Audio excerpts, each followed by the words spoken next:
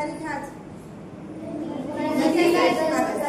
29 तो 29 अगस्त को क्या आता है? खेल दिवस आता है ना, राष्ट्रीय खेल दिवस, राष्ट्रीय खेल दिवस। और ये किसकी याद में मनाया जाता है?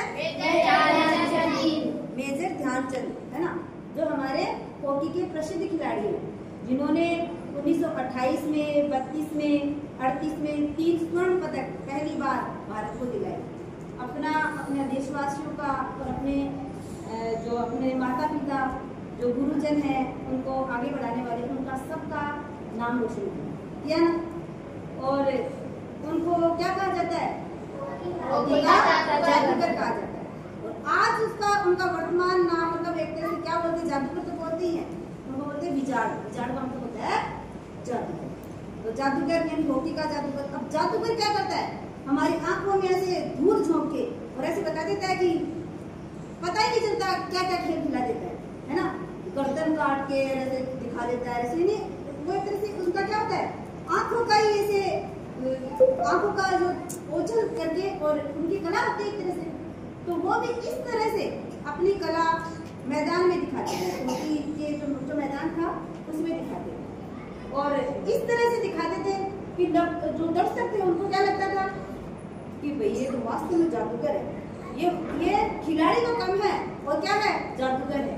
जादूगर का मतलब वो इस तरह से खेलते थे, अपनी कला का प्रदर्शन इस प्रकार से करते थे कि उनको जादूगर कहा गया। क्यों कहा गया?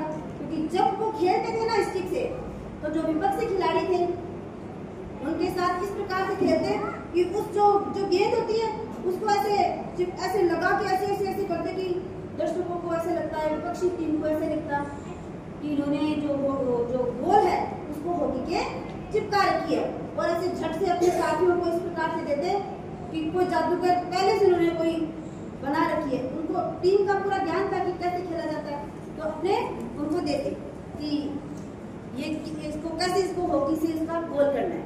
तो इस प्रकार से उनकी कला थी, और उस कला के कारण ऐसे लगता था ये ढंग से नहीं खेल रहा है, ये कोई चापलूसी कर रहा है, और ये जादू कोई इसने चिपका रखा है, या तो इसके कोई करंट लगा रखा है उसके हॉकी के, वो ये इस बॉल के कोई ऐसा कुछ है कि ये इसके चिपके कैसे रहती है। तो कई बार उनके ऐसे ये विपक्षी जो होते हैं वो शिकायत भी करते थे, तो इस वजह से, लेकिन फिर लास्ट में वो उनको जिता देते अपनी टीम को।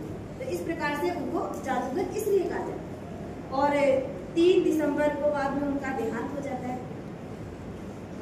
उनकी याद में एक स्टेडियम भी बनाया